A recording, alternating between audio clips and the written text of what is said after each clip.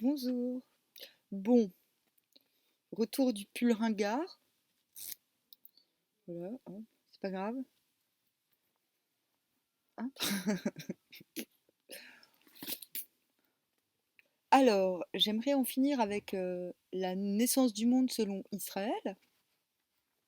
Bon, comme j'ai dit la dernière fois, c'est pas le chapitre qui me passionne le plus. Euh, alors, bien sûr, on m'avait fait des commentaires sur les juifs.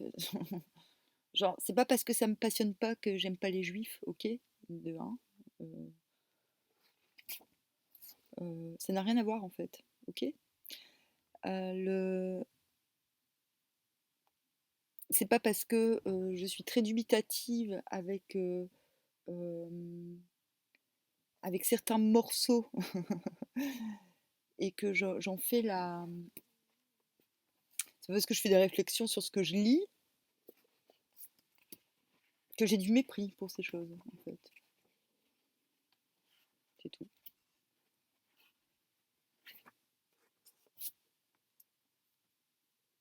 Voilà, c'est tout. C'est dit. Donc voilà, me faire des réflexions sur ma chaîne, sur les juifs, alors que je parle de la naissance du monde selon Israël, que je parle de textes, et qu'en plus j'essaye de faire le lien entre ces textes et ceux d'avant et peut-être ceux d'après. Voilà, il y a un moment, faut arrêter de. Ouais, quand je dis faut arrêter de se branler sur les. Enfin, sur l'expression des autres, c'est ça en fait. Ok. Donc là, il s'agit de textes historiques que, qui est à la portée de chacun, si on cherche un peu. Je crois qu'il y a beaucoup de gens qui ont une Bible chez eux. Il s'agit de.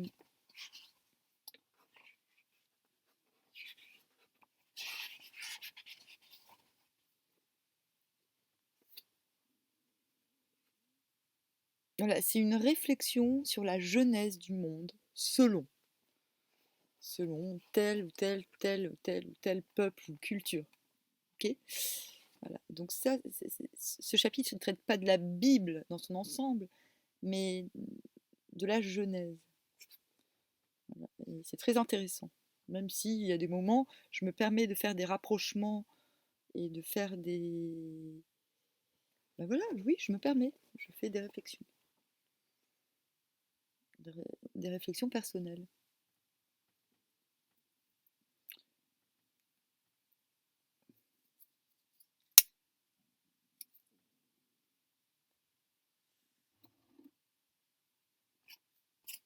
Donc ne soyez pas vexés. Si vous vous sentez heurté à cause de votre religion, ça n'a rien à voir. Votre religion vous regarde, vous regarde votre cœur. Ok. Je ne suis pas en train de blasphémer parce que je dis oui, bon, il y avait quand même, il exagère. Hein. Je trouve bizarre.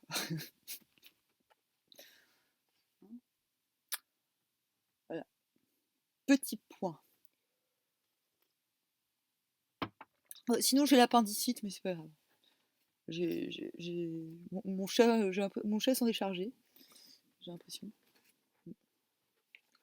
Alors, la création dans l'ensemble de l'activité divine.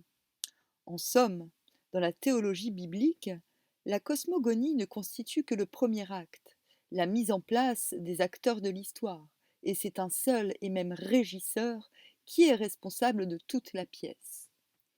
En créant chaque être ou prototype, il y a infusé le rôle qu'il doit tenir à jamais, lui-même et chacun de ses descendants, et tous n'ont plus qu'à exécuter leur partie sous la mouvance et la surveillance éternelle du même directeur, avec un grand D.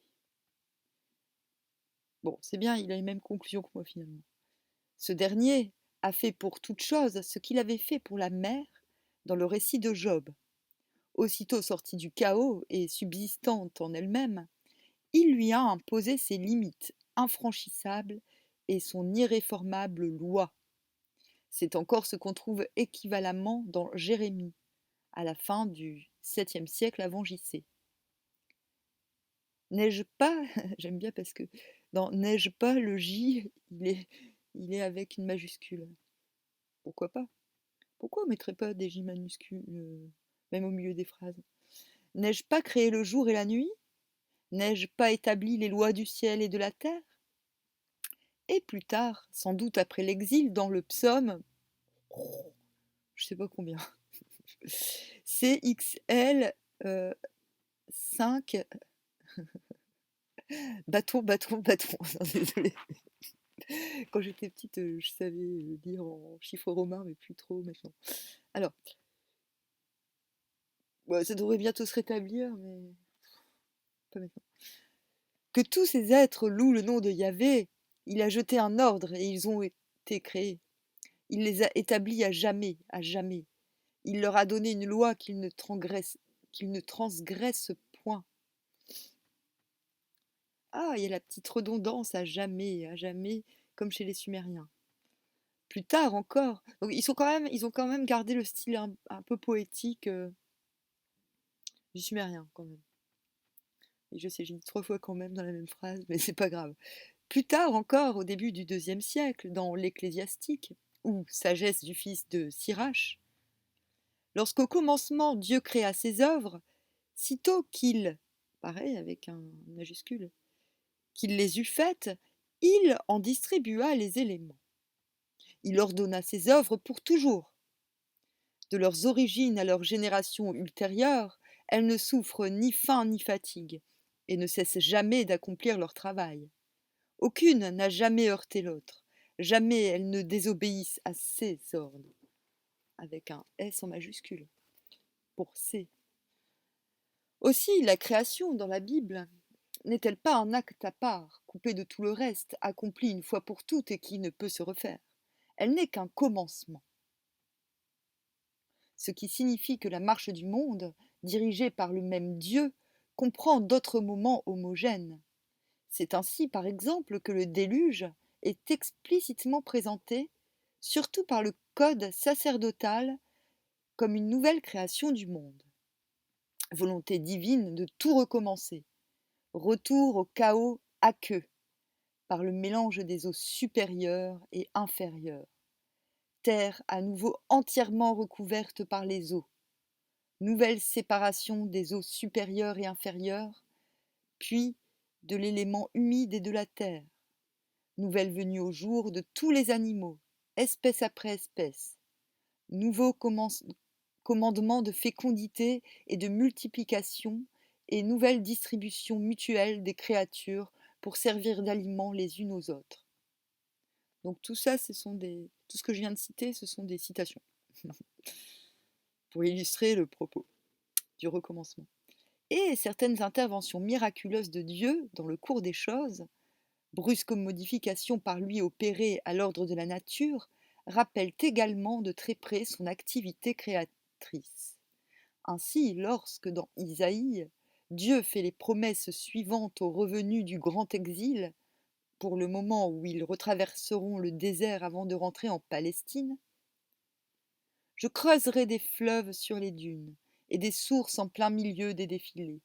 Je transformerai le désert en étang, la terre desséchée en fontaine. Je mettrai des cèdres dans le désert, des acacias, du myrte, des arbres à olives. Je mettrai des genévriers dans la steppe, et tout ensemble des platanes et des cyprès. Ou lorsqu'il menace de briser Babylone au cours d'une catastrophe sans précédent, d'un bouleversement cosmique. Les cieux et leurs constellations n'allumeront plus leur lumière. Le soleil sera enténébré dès l'aurore. La lune ne diffusera plus son éclat. Cosmogonie et monothéisme.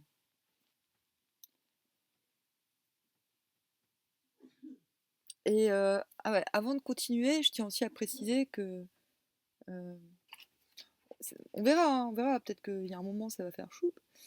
Je sais pas. Oh non, je vais pas dire ce que je voulais dire.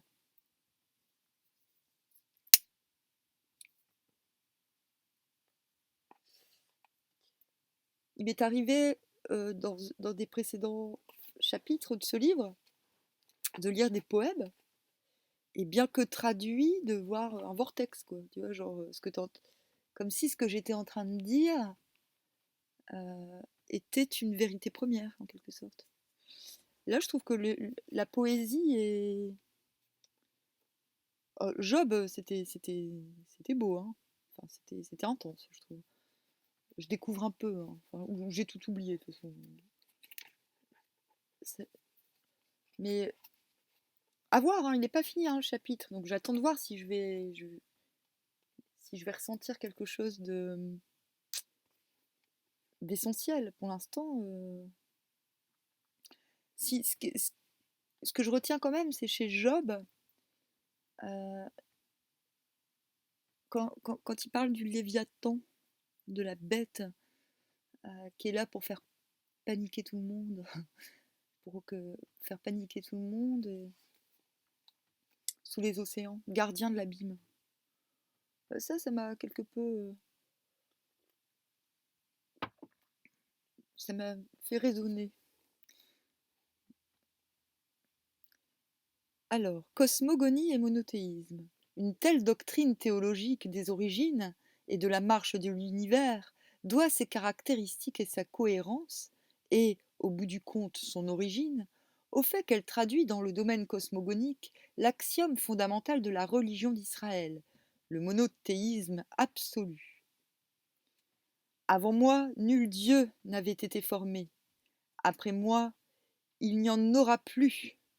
Moi, moi seul, je suis Yahvé. Moi seul, je suis Dieu.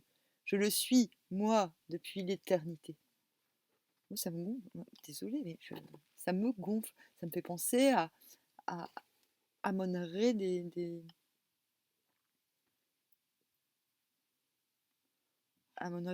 Égyptiens, quoi.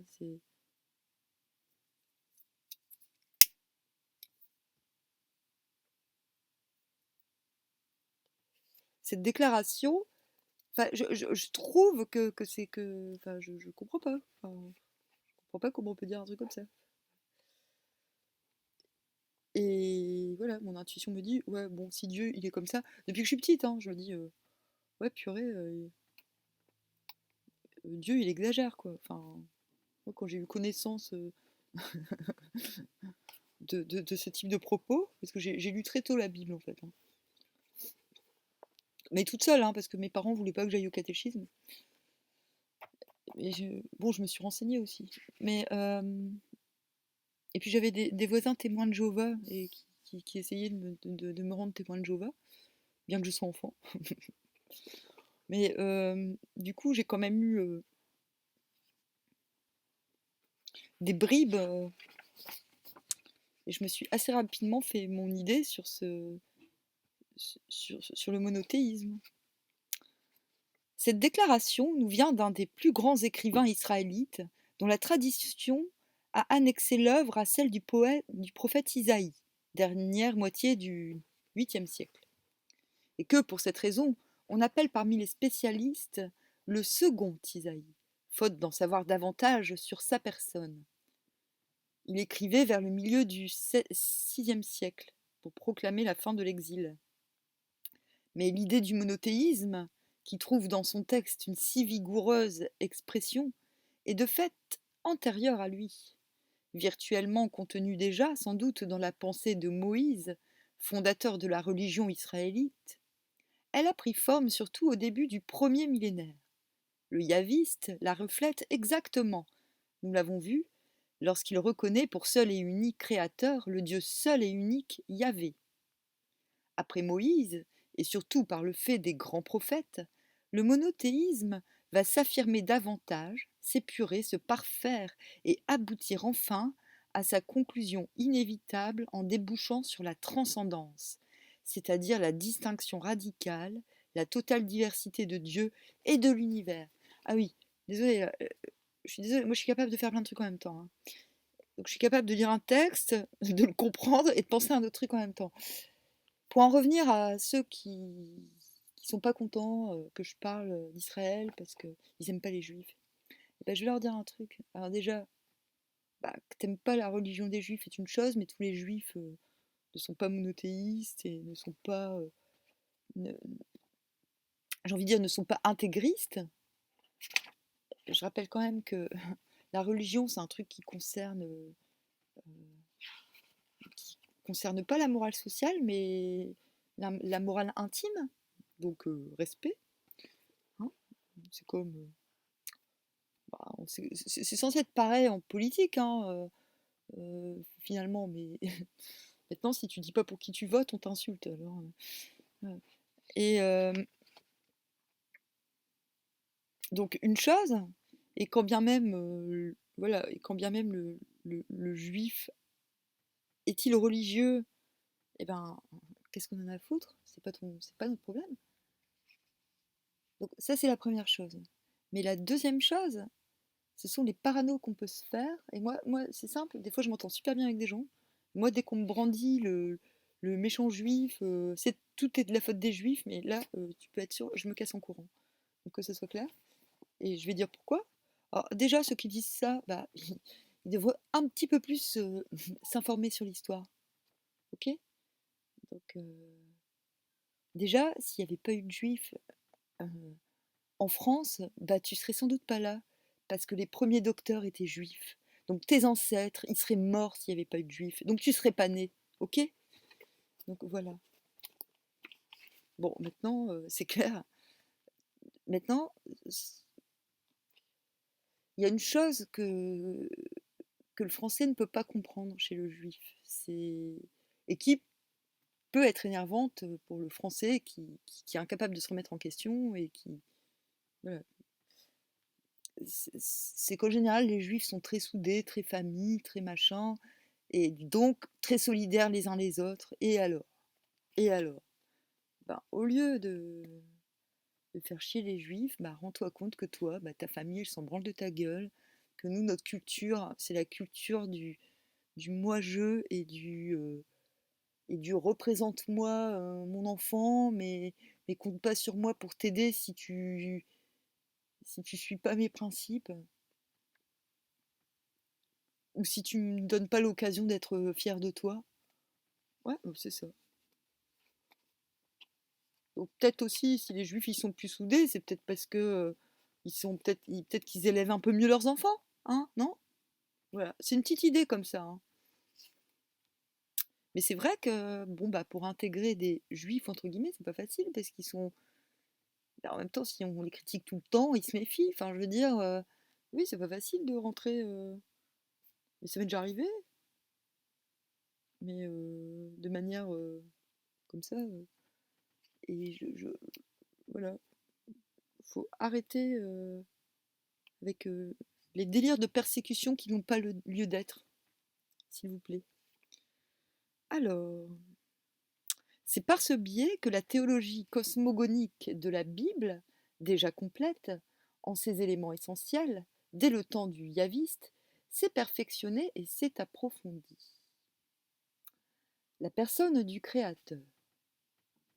Comparons par exemple la présentation qui est faite de la personne même du Dieu créateur par le récit antérieur à l'exil et par le code sacerdotal. Dans le yaviste, le créateur avait affaire à un coin de jardin, à un fleuve, même énorme, à un homme qu'il prend un peu pour son fermier, c'est clair, à un animal de chaque espèce, à une femme, modeste début d'un cosmos dans l'organisation duquel on sent du reste bien que l'homme aura lui aussi sa part, et non petite, voir le début du récit yaviste dans la Genèse. Dans le code sacerdotal, ce même créateur n'est mis face à face qu'avec des réalités universelles. L'eau, la terre, le ciel, la lumière, les ténèbres, les astres, les espèces botaniques et zoologiques, la race humaine. Et quand il a fini son œuvre, on voit bien que, dans l'essentiel, la croissance de l'univers ne sera plus, surtout, qu'une question de nombre et de multiplication des individus. Le psaume machin, avec ses images lumineuses, met encore plus en relief l'éclat et l'excellence de l'architecte de l'univers.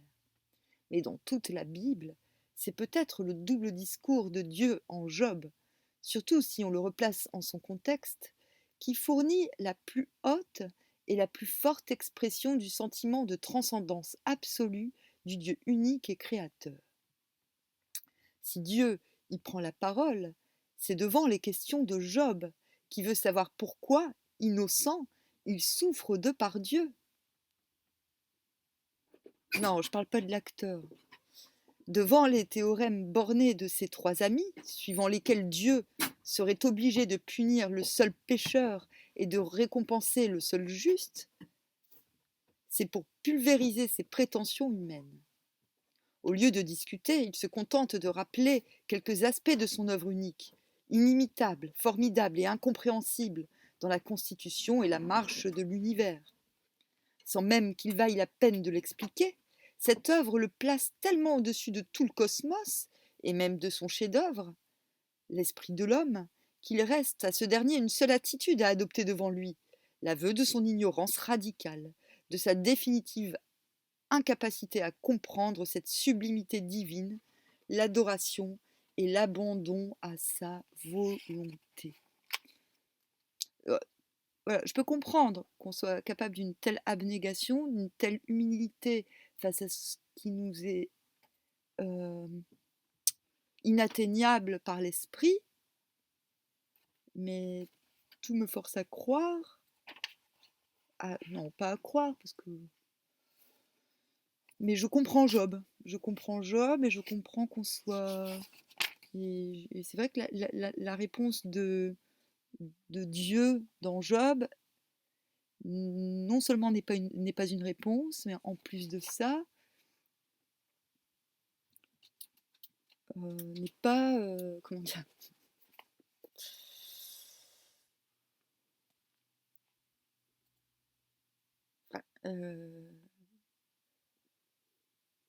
Dieu est malhonnête dans Job.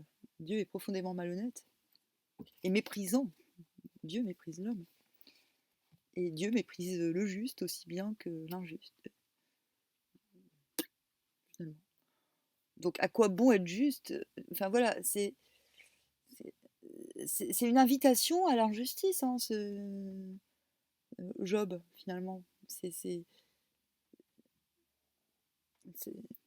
dingue, moi, je trouve, hein. C'est obéissez-moi, soyez injustes, mais je m'en fous que vous soyez juste ou injuste, ça ne changera rien au fait que, de toute manière, vous ne me comprendrez pas, vous n'avez pas accès à mes lumières, vous n'y aurez jamais accès, allez vous faire mettre. Non, mais voilà, moi, je suis désolée, mais c'est intolérable. Moi, je peux accepter l'humilité face à ce qui nous est atteignable, ça, je peux l'accepter, enfin, je peux le comprendre. Et je l'admets au quotidien. Quand il y a des choses qu'on ne comprend pas, bon, bah, voilà. Soit on se met en recherche pour comprendre, bah, soit on abandonne sa détresse dans une obéissance aveugle, finalement. Et c'est ce que Dieu demande. Il demande une obéissance aveugle. Et ça, c'est caca. Alors, mais je vais lire un des textes, ça me rappelle un des textes que j'ai écrit, et finalement j'ai arrêté de l'écrire parce que je me suis dit, oh non, mais écrire c'est chiant, moi j'ai besoin d'action. Et du coup, le lendemain, au lieu de continuer à écrire, bah, j'ai fait la chaîne. Parce que j'avais besoin de m'exprimer oralement. Mais je le lirai le petit texte, parce que du coup ça parle du rien, et que la volonté, et de la volonté. Et oui, il parle de sa volonté, mais la volonté, elle arrive après l'ordre. La volonté ne naît pas du chaos. Donc c'est facile d'avoir de la volonté une fois que tout est ordonné. C'est très facile, mais moi j'invite pas du tout à obéir à une volonté, quelle qu'elle soit nôtre ou celle d'un autre. Et du coup, ce texte que je dois retrouver, qui est dans un cahier quelque part, je vous le lirai. Le mode d'activité créatrice. Le même sentiment de transcendance a perfectionné également une autre donnée de la cosmogonie dans la Bible, le propre mode suivant lequel était conçue l'action créatrice de Dieu. Dans le récit du yaviste, elle paraît encore assez matérielle et anthropomorphique, même si l'auteur semble garder conscience du caractère figuratif des termes utilisés par lui. Dieu y paie de sa personne, pour ainsi dire, tel un puisatier. Il fait monter un flot de la terre. Il plante comme un jardinier, un jardin d'arbres. Il fait le potier en modelant de glaise le corps de l'homme et, plus tard, celui de ses compagnons. Puis il insuffle aux narines de ses statues l'haleine vitale qui en fera des êtres vivants. Ces images tirées de l'activité humaine apparaissent encore ailleurs, même parmi des ouvrages bibliques récents, où du reste leur caractère poétique est souvent manifeste. Quand Dieu calcule les dimensions de la terre et tire le cordeau, comme font les architectes et les maçons, il ne faut sans doute pas prendre ces métaphores plus au pied de la lettre que lorsqu'il barricade la mer, ou l'habille de nu et l'emmaillote de brume, ou quand il déroule les cieux, comme le bédouin déroule sa tente. Le soin manifeste que met le code sacerdotal à éviter de telles expressions est significatif. Dans son récit, Dieu n'agit pour ainsi dire pas, il parle seulement. Et tout se fait sur l'heure, tout apparaît, tout est créé, conformément à l'ordre ainsi proféré. Quelle qu'ait été l'origine, mésopotamienne, voire ci-dessus, égyptienne, voire ci-dessus, de cette idée de la parole divine efficace, j'en parlerai après. Il ne fait pas de doute que si elle est appliquée à la cosmogonie dans le récit du code sacerdotal, c'est pour accentuer la transcendance de l'auteur de l'univers en spiritualisant davantage son activité. Israël ira même plus loin dans ce désir de surhausser le Créateur et la création. Par-delà la parole, encore matérielle, en un sens, il ira jusqu'au concept qu'elle concrétise, au plan mental, aux idées divines, merveilleusement vastes, admirables, infaillibles, à l'ensemble desquelles on donnera le nom de sagesse divine. Dans un des passages cosmogoniques les plus récents de la Bible, tiré d'une partie du livre des Proverbes probablement postérieur au VIe siècle, cette sagesse divine, préexistante à toute œuvre de Dieu, se présente à nous comme la force ultime qui a présidé l'activité entière du Créateur.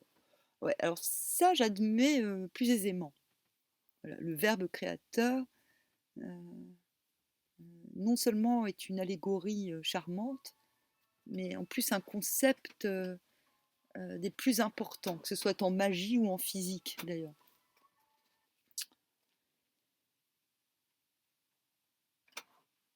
D'ailleurs, avant c'était le contrat oral, et ce qui a succédé au contrat oral, c'est le contrat écrit, mais on en parlera plus tard. Mais c'est très important. Voilà, c'est très très très important. Yahvé m'a établi en tête de ses œuvres, antérieurement à tout ce qu'il a fait, depuis toujours. Je fus fondé depuis l'éternité, dès le principe, avant les origines de la terre. Quand l'abîme n'existait pas, j'avais été enfanté, quand il n'y avait ni les fontaines, ni les sources de la mer.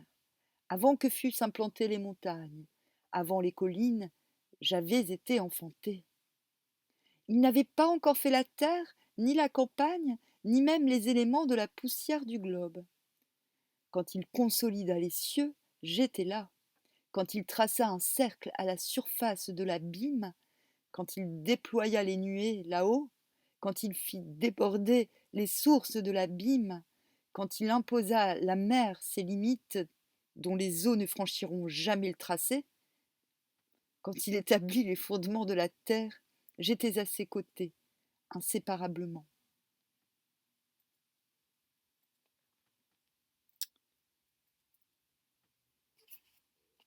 Donc, pour moi, l'idée que la sagesse divine soit dans le verbe, je le conçois totalement. Mais du coup, comme nous parlons, cette sagesse divine, nous y avons accès, n'est-ce pas? Mais moi, la question que je me pose, c'est qu'est-ce qui a pu se passer dans la tête des gens pour inventer Yahvé? un Dieu aussi méchant, j'ai envie de dire, aussi inatteignable et pourtant aussi responsable de tout, si ce n'est que pour avoir un prétexte à faire comme lui, voilà, à prendre son exemple et à exercer l'oligarchie sur tout ce sur tout ce qui a plus de deux pattes, parce que nous, on a deux pattes, hein. Nous, on est debout, on marche, voilà. Alors, les cosmogonies mythologiques sous-jacentes. Ah, ça va être long encore, hein. Mais faut que j'en finisse, j'ai envie de passer à autre chose. En construisant dès au moins le 8e siècle avant notre ère leur théologie de la création, les penseurs israélites n'ont fait le plus souvent qu'imprégner de leur mentalité et de leur idéologie religieuse propre tout un choix de conception cosmogonique qui leur était fourni par des traditions antérieures ou extérieures à leur temps et à leur monde. On y vient. Très bien. Bon, bah ça y est, là ça va m'intéresser, je vais aller jusqu'au bout. Alors,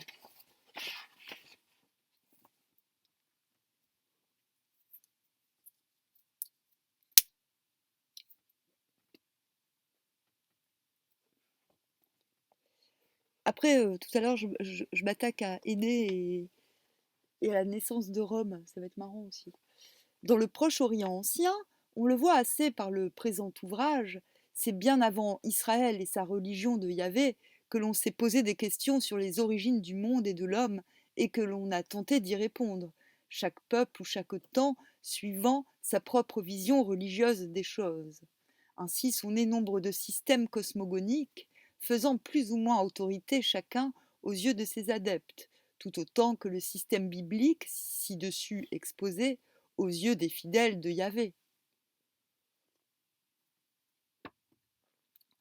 Toutes ces cosmogonies sont d'ordre mythologique, c'est-à-dire élaborées en fonction d'une pensée qui, n'ayant pas encore éduit les idées pures, ni appris à construire les raisonnements formels, procédait par image et par enchaînement d'imagination, recherchant beaucoup moins la génétique contrôlée et objective d'une donnée de faits que la suite d'événements reconstruits avec plus ou moins de fantaisie qui suffisait à en rendre raison. Certains de ces systèmes, portés par des civilisations comme celle de Mésopotamie, qui ont eu dans le Proche-Orient ancien une importance et une diffusion considérables, ou simplement élaborés par des voisins d'Israël, ont été connus de ce dernier.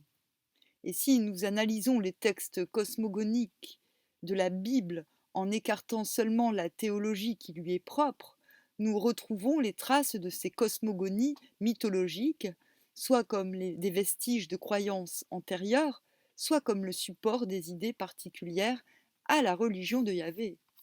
N'oublions pas que chez les Sumériens, il y avait deux ethnies, en tout cas deux langues.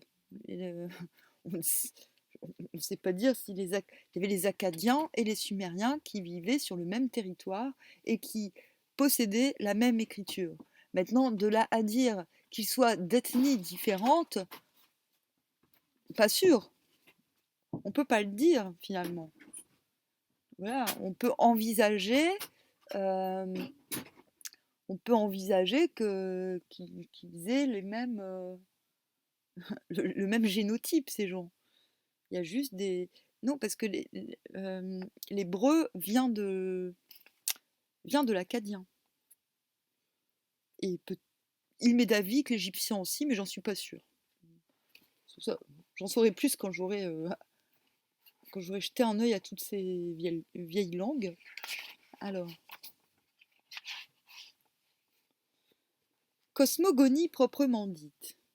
La suite des imaginations qui décrivent dans le récit du yaviste les origines de l'univers se ramène pour l'essentiel à ceci. Avant, une terre en friche, sans aucune végétation. Après, la même terre fournie d'abord d'herbes et sauvages, la broussaille, et exploitable, le gazon, puis d'arbres fruitiers. Le passage de l'un à l'autre état est dû à l'intervention de deux éléments nouveaux surajoutés à la terre vierge, l'eau qui la rend fertile, et l'homme qui la défriche et la cultive. Qui c'est qui est né en premier? L'homme ou le fraisier? L'image foncière qui semble avoir commandé l'élaboration de cette cosmogonie est celle du désert cultivé par floraison de puits. Alors, tout cela est très ressemblant à la cosmogonie égyptienne. Je vous invite à y aller parce que du coup, je m'en suis occupée. Bon, avec ce livre, hein, mais il y en aura d'autres. Et par intervention de paysans. Ceci paraît avoir été la pensée de gens habitués à voir le désert céder au travail irrigateur et défricheur des hommes. La Palestine elle-même, surtout en sa partie méridionale et orientale, où la steppe et la terre cultivée voisinaient, celle-ci empiétant peu à peu sur celle-là, peut bien avoir été la patrie originelle d'un tel mythe cosmogonique où, prétérition significative, la mer ne joue aucun rôle. Elle n'est pas nommée, ni les poissons, dans la liste des animaux modelés par Yahvé en Genèse. Peut-être même les auteurs du mythe étaient-ils d'anciens nomades ou semi-nomades, si le jardin planté d'arbres, là-bas vers l'Orient, c'est-à-dire vraisemblablement en plein désert, évoque bien une oasis avec son flot qui monte du sol pour l'irriguer. Et ça, c'est une... Ça, je veux bien mordre à l'hameçon, pour le coup.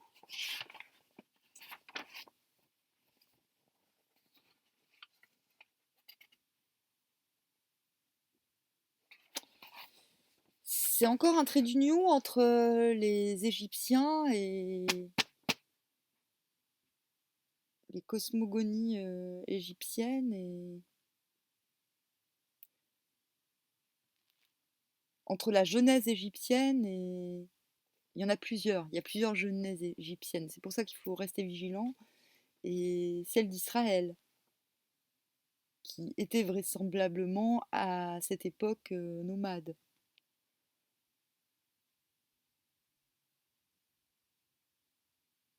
Ou du moins, c'est pas parce qu'il y a sur un territoire des nomades que tout le territoire est nomade, hein. Et une religion naissant d'un certain nomadisme.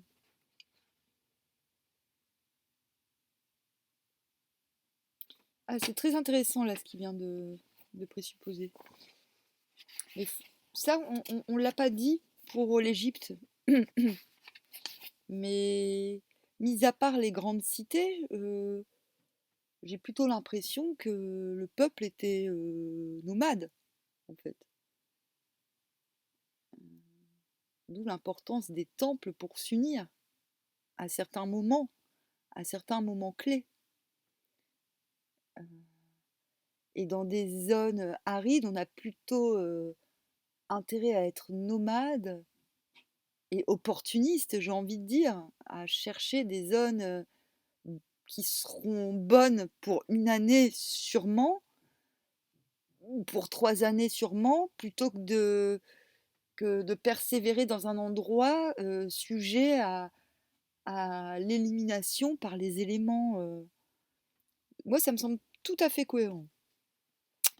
Mais la localisation du premier jardin, là-bas, vers l'Orient, pourrait avoir un autre sens et désigner non le désert syro-arabe, mais au-delà la Mésopotamie elle-même. Ce qui confirmerait cette interprétation, c'est le passage de Genèse 2, 10, 14 qui précise la situation de l'Éden. Tout n'y est pas limpide, mais si les deux premiers fleuves, Pishon et Gikon, sont inconnus, les deux autres, Tigre et Euphrate, ne laissent place à aucun doute. Je sais pas, Pishon, c'est peut-être le Nil, hein. La géographie esquissée de la sorte pourrait alors s'éclairer si l'on suppose Éden à la source des deux fleuves qui délimitent la Mésopotamie, c'est-à-dire dans la région montagneuse au nord de ce pays. Et d'autre part, le Pishon, ça me fait penser à Pichon, en patois ça veut dire poisson, et le Gikon comme deux bras d'un immense cours d'eau qui entourerait de part et d'autre le monde dont le centre serait la dite Mésopotamie. Mais à mon avis, Pishon et Gikon, c'est le Nil et l'Indus. Quoique, attends, non, non, peut-être, c'est quoi l'autre fleuve là en Inde? C'est le... Oh purée. Attends.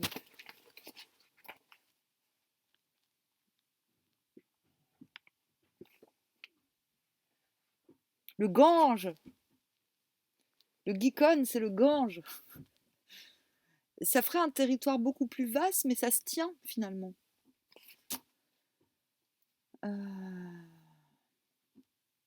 Cette géographie rudimentaire et, pour tout dire, mythologique, à voir, serait typiquement mésopotamienne, non seulement parce que les montagnes du Nord ont toujours joué un rôle dans la légende suméro-akkadienne des origines, et aussi de la résidence terrestre des dieux, mais surtout parce que ce cours d'eau cosmique, cernant la Terre comme une île, évoque le célèbre océan terrestre, l'Apsu, dont les textes cosmogoniques et cosmologiques de Mésopotamie font si grand cas.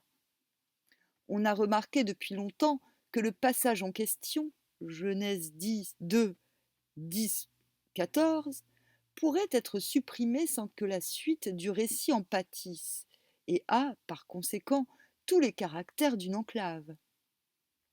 Si cette hypothèse est la bonne, nous aurions trace, dans la cosmogonie du yaviste, de deux traditions différentes.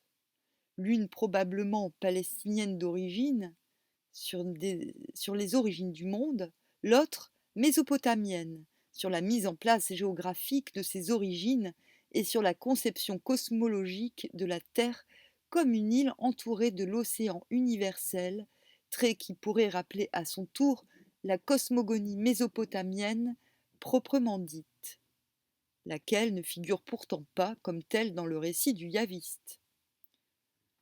Anthropogonie et zoogonie. Ah, ça va me plaire, je pense.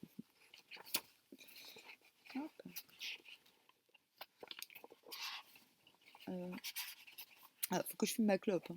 J'ai dormi 1 heure, ça m'a suffi. Mais...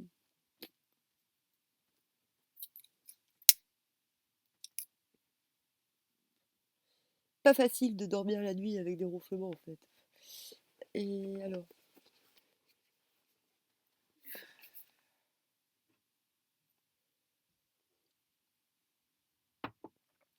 anthropogonie et zoogonie. L'origine des mythes anthropogoniques et zoogoniques dans le même yaviste est moins claire. L'homme et les animaux sont modelés d'argile par Dieu, avant d'être animés par le souffle de vie que le Créateur leur insuffle aux narines.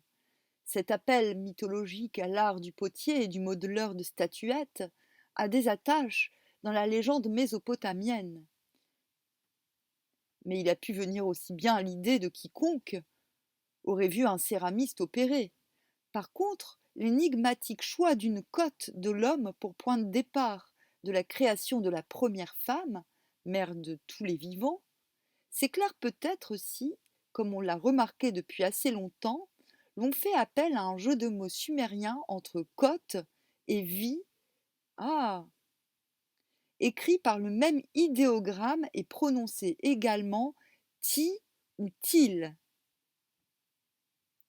Il pourrait donc y avoir là réminiscence mésopotamienne. Ben, oui, c'est sûr. Toutefois, nous n'avons pas retrouvé en Mésopotamie, à ma connaissance, de mythe anthropogonique faisant état de cette homonymie. Voilà, c'est pour ça qu'il me semble primordial, et c'est mon prochain achat. Là, d'abord les cartes, parce que j'ai encore plein de trucs à lire avant. Mais j'ai commencé à apprendre le sumérien, c'est extraordinaire. Hein. C'est pas si compliqué. Alors, il faut savoir que ce bouquin, il date de 1950, hein, 56. Donc, à cette époque, ils n'avaient pas encore autant de tablettes à disposition. Hein. Depuis, il y a peut-être moyen comment dire, de nuancer. Donc voilà, quand vous entendez quand même des gens dire que les Sumériens, machin et tout, euh, sont, sont à la base de tout, machin, qu'on a tout recopié aux Sumériens, c'est pas ce qu'il dit. Ça, c'est un travail scientifique, hein, et c'est même pas un travail comparatiste, mais ils se permettent quand même des fois de dire, bon ben, c'est un travail sur la genèse dans chaque culture. Mais je veux dire, les gens qui vous disent que les Sumériens, qu'ils ont découvert que la Bible vient des Sumériens, bon, faut rester modéré et nuancé, et par la même occasion, tâcher de tout comprendre, ok? Et je trouve qu'ils le font bien mieux que certaines personnes qui en parlent, mais de manière, j'ai envie de dire, qui se prétendent les découvreurs d'un truc qui finalement, ça fait longtemps qu'on avait remarqué, merci, hein. Enfin, voilà, enfin, je trouve que les gens manquent d'humilité dans leur... et de... comment dire?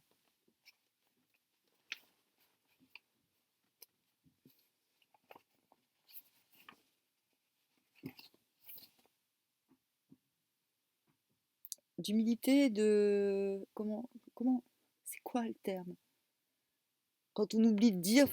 Quand on se fait passer pour le découvreur d'un truc alors que c'est pas vrai, ça s'appelle comment? Et ces gens-là, si on parle de ça, ils vont dire: ah, c'est moi qui en ai parlé en premier. Mais non, ta gueule! Ça fait longtemps qu'on en parle. Ça date de 1956, d'accord? Et je pense qu'il n'y a pas que. Petite recherche sur Gallica, j'ai pas encore tout lu, parce que des fois je fais des recherches et je télécharge des vieux bouquins, hein. Oh, on trouve des perles, hein. Donc arrêtez les gens de vous prendre pour des découvreurs. Ayez l'honnêteté de vous prétendre redécouvreur à la limite. Voilà. Après, inventer des concepts, c'est tout autre chose, hein.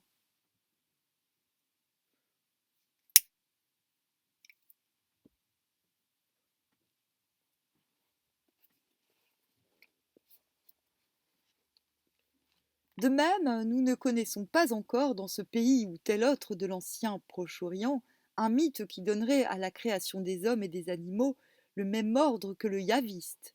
Tout d'abord l'homme, un individu isolé, voire ci-dessus, créé en quelque sorte comme fermé de Dieu pour travailler et garder le jardin. Puis les divers animaux pour trouver un compagnon convenable à l'homme.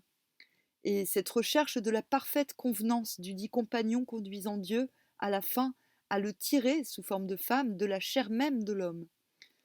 Mais moi, l'idée qui est énoncée, comme quoi ti et til sont le même mot, côte et vie, ça me va vachement mieux que la femme.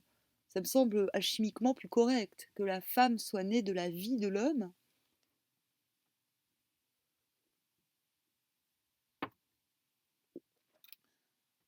Peut-être c'est un mélange des deux, de la côte vivante de l'homme, du côté vivant de l'homme, je ne sais pas. Ah, je sais plus où j'en étais. Quelques traits de ce mythe auraient des répondants çà et là dans l'anthropogonie mésopotamienne, effectivement. Et je crois que depuis, il y en a eu des nouvelles. L'androgynie primitive, qui suppose certains textes, par exemple, et encore cette idée que l'homme est créé pour le service des dieux et pour parachever la création. Mais peut-être les ressemblances sont-elles trop peu caractéristiques?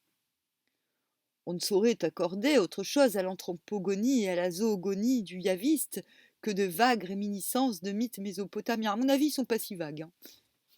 Il n'ose pas aller plus loin parce que peut-être en 1950, c'était peut-être pas une bonne idée d'aller aussi loin. C'est du reste le même jugement qu'il faut porter sur l'ensemble de sa mythologie de la création. Surtout si l'on tient le passage de 10-14 pour ultérieurement ajouter.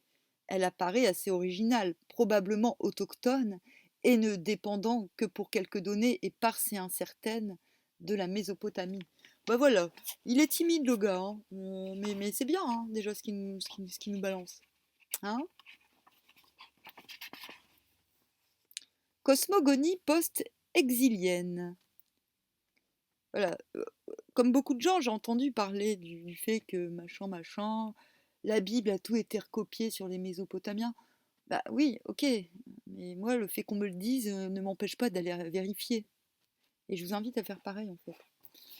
Et non pas par méfiance, mais parce qu'on risque, au pire, de trouver d'autres pistes qui valident la théorie, ou, j'ai envie de dire, euh, encore mieux, comme de trouver euh, d'autres détails qui ne concernent pas exclusivement cette affaire. Voilà, comme là, on, on a plusieurs hypothèses qui sortent de ce récit, de cette étude, finalement. On parle, et aussi de moi. Il y a d'autres corrélations qui se forment.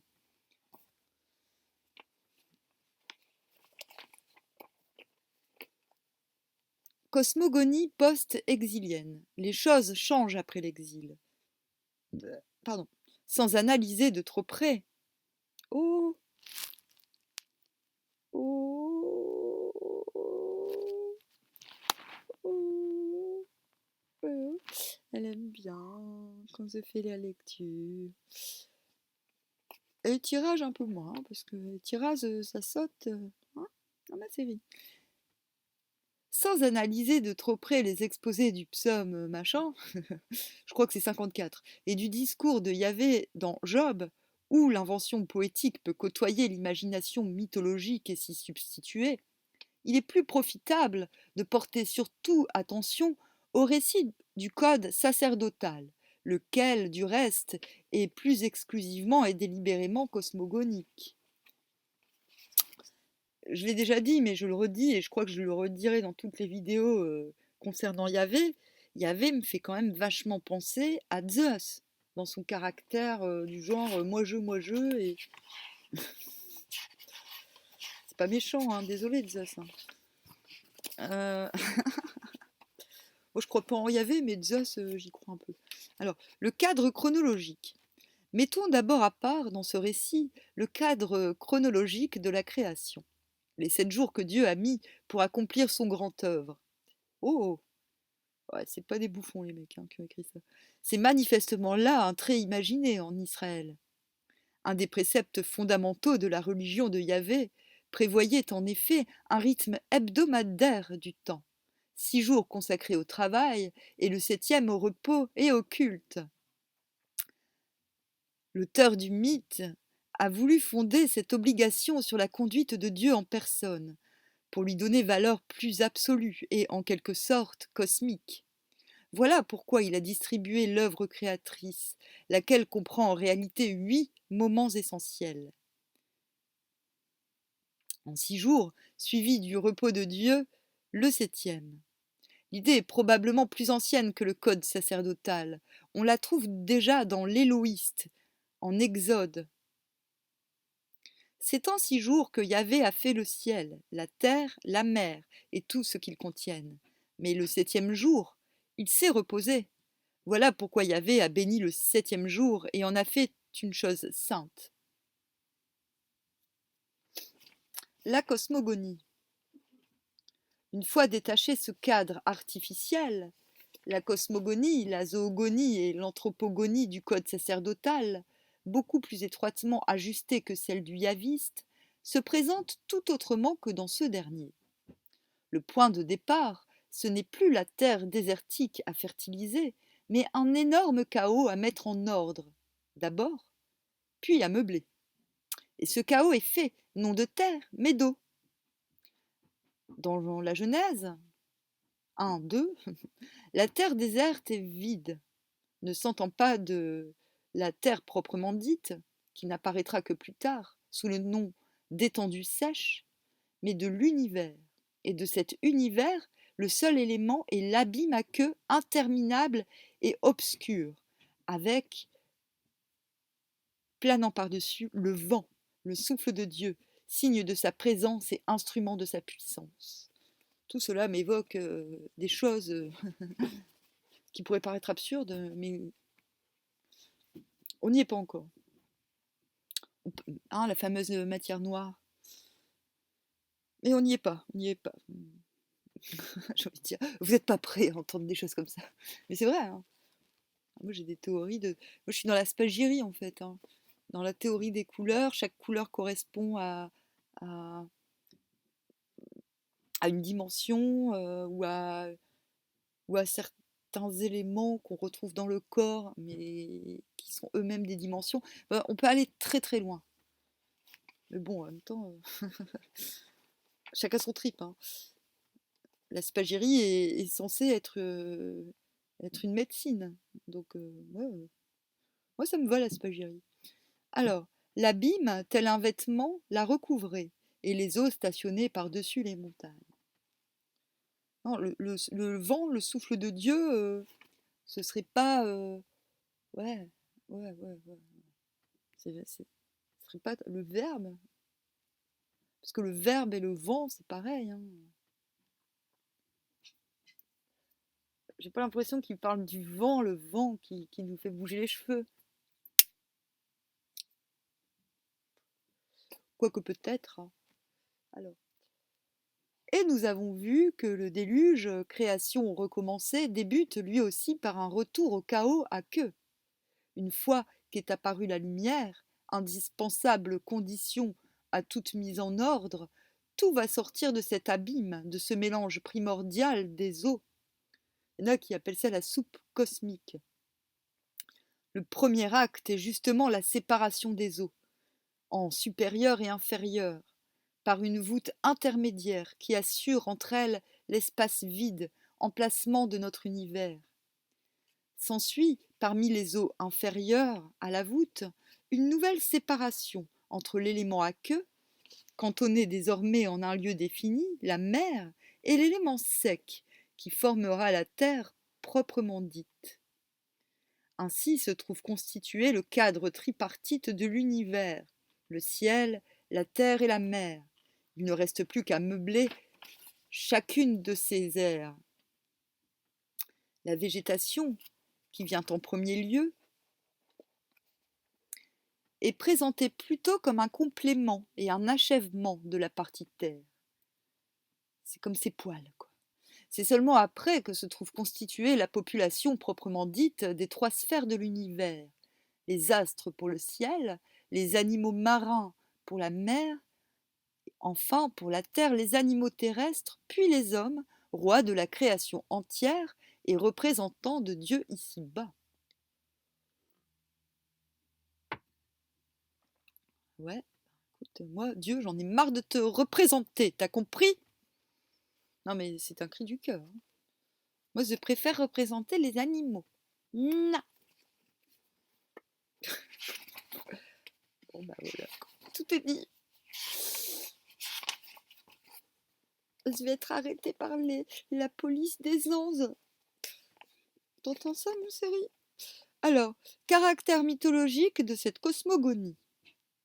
C'est là une suite apparemment logique, ou du moins qui trahit une certaine vision ordonnée de l'univers. Elle est pourtant encore, sans controverse possible, d'ordre mythologique. C'est une pure imagination, par exemple, que de concevoir les étoiles comme la population du ciel, que de classer les espèces vivantes d'ici-bas en vertu de critères tout à fait fantaisistes. Les végétaux comme une sorte de fourrure de la terre, mais pourquoi pas, hein. Et les animaux marins, poissons et oiseaux, bah, pourquoi pas, comme ayant une toute autre origine que les animaux terrestres, quadrupèdes et reptiles. Mieux encore, en fait il voulait dire pire. Si l'on se reporte à la distribution antérieure de l'univers en ses aires essentielles, elle suppose une cosmologie parfaitement superficielle et imaginative. L'univers est censé former d'un immense espace aqueux, les eaux supérieures et inférieures, à l'intérieur duquel une voûte solide, le ciel, ménage le cadre du monde. Ce dernier comprend une partie sèche, la terre, et une partie humide, la mer. D'autres passages de la Bible, en accord foncier avec cette description, la précisent. Par exemple, selon Proverbe, le monde est circulaire puisque la voûte du ciel, soutenue par les colonnes des montagnes, découpe un cercle à la surface de l'abîme des eaux inférieures. La Terre est donc plongée dans ces eaux inférieures, où elle s'enfonce et tient par des socles. Enfin, si l'on regarde de près le début du discours de Job, tout se passe comme si la mer menaçait la terre et cherchait à la submerger de toutes parts. Les côtes et les rivages, barrières posées par Dieu pour briser l'orgueil des vagues, forment donc une ligne continue et la terre est conçue comme une île au milieu de la mer. Remontons encore plus haut. Mais moi, je suis d'accord pour dire que dans la Bible, il y a des principes alchimiques, mais voilà, c'est clair. Mais il a raison de montrer que, ben, pas partout. Donc, il faut arrêter aussi de délirer. Il faut arrêter de chercher la vérité dans chaque mot de la Bible, hein. Parce que comme le gars, il nous explique, enfin, l'auteur nous explique, il y a quand même eu plusieurs auteurs. Et il y a quand même eu moi, je pense que tout monothéisme part d'une base solide, euh, basée sur une connaissance réelle des lois cosmiques, telle qu'elle fut à un moment donné en Mésopotamie et bien avant à Sumer, part de cette base pour créer un prosélytisme qui corresponde à une culture donnée, prosélytisme, pas dans le sens péjoratif, mais si on a gardé, comme je disais il y a quelques vidéos, si on a gardé ces textes aussi dans leur totalité, c'est que, voilà, c'est que c'est du prosélytisme. Il faut distinguer les éléments qui sont parvenus jusqu'à nous par la culture orale et ceux qui ont nécessité euh, la reproduction de textes à outrance, ai-je envie de dire, pour que ça rentre dans le crâne. Voilà. Et ça me semble hyper important. Maintenant, je suis pas en train de juger le fait que bah, on a besoin de se créer des petites histoires ou des petits mensonges pour rester réunis et pour obéir à un culte. Bah, on ne sait pas dans quelles conditions sont nés dans quelles conditions sont nés. Bah si, on le sait plus ou moins, mais on le suppose. Dans quelles conditions est né ce monothéisme effréné? Parce que c'est ça hein, qu'il s'agit. On n'est pas là pour voir si c'est bien ou si c'est mal, mais, mais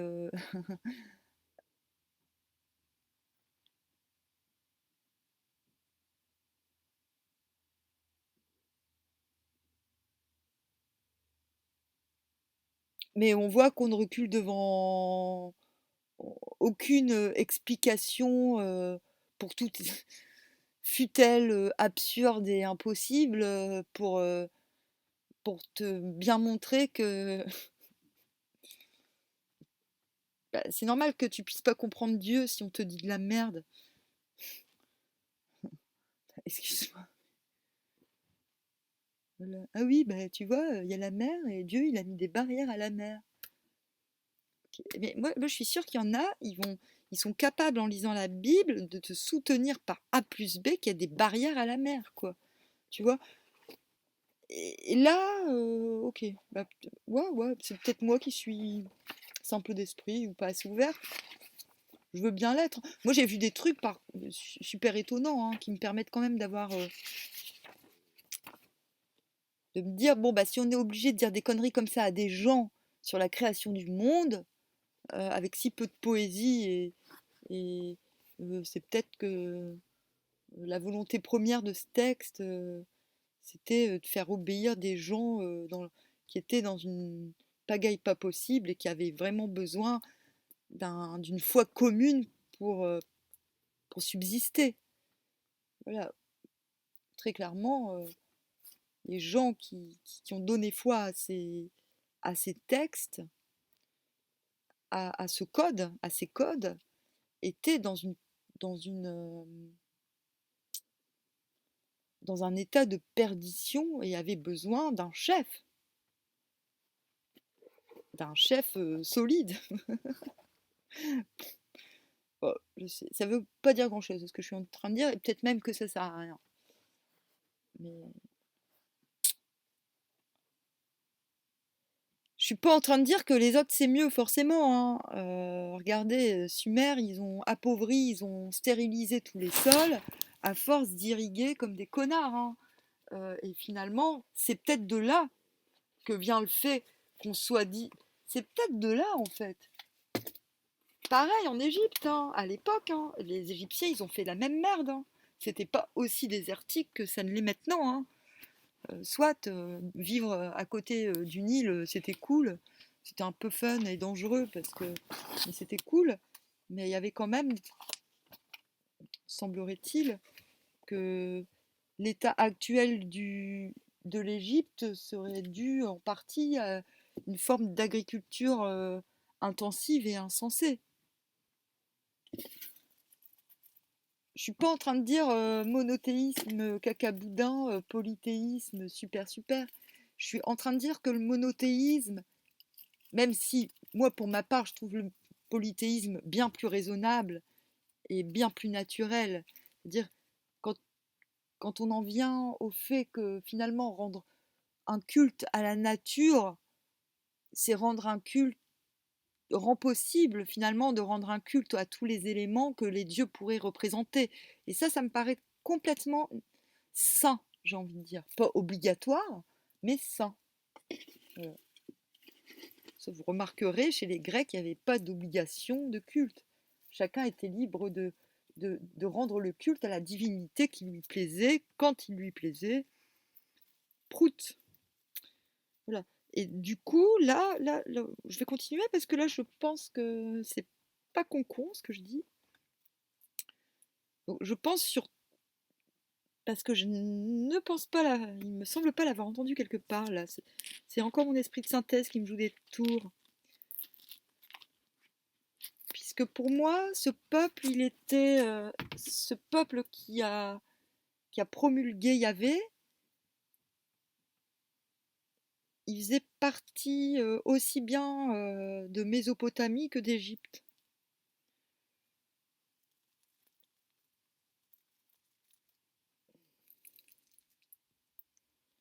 Et peut-être ont-ils rendu responsable l'épuisement, la sécheresse de la terre, la perte de fécondité de la terre, au culte magnificent que l'on rendait aux dieux. Quand je dis on, c'est peut-être les rois, tout simplement, qui rendaient des cultes. Il suffit de voir les pyramides et, et toutes ces merveilles qui ne nous sont plus accessibles, mais dont on en a les ruines, qui sont déjà suffisantes. Voilà, moi, je pense que je suis dans le juste, hein, l'air de rien. Je pense que ce qui a provoqué cette haine de l'idole, je pense que cette religion, elle vient d'une intention profondément bienveillante à la base, mais que les formes et qui. Mais voilà, enfin.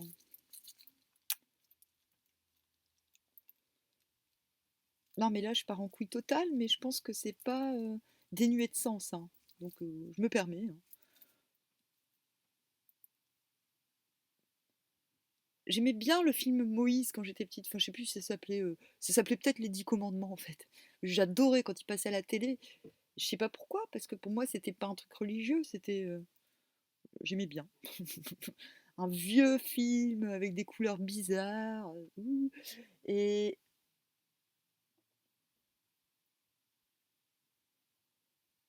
l'exil, je me demande si les gens étaient vraiment en esclavage. Parce qu'ils maîtrisaient l'écriture, hein. C'était pas des esclaves, hein. Non, les gens se sont exilés parce qu'ils se sont révoltés, mais pas parce qu'ils étaient des esclaves. Je ne le pense pas. Je n'en ai pas l'impression. Maintenant, il va falloir voir si quelqu'un peut me confirmer mon intuition, ça serait sympa. Mais j'ai pas l'impression que cette histoire que... Parce que c'est un petit peu facile de dire on a fui l'oppresseur, le méchant. Mais à mon avis, c'est plus subtil.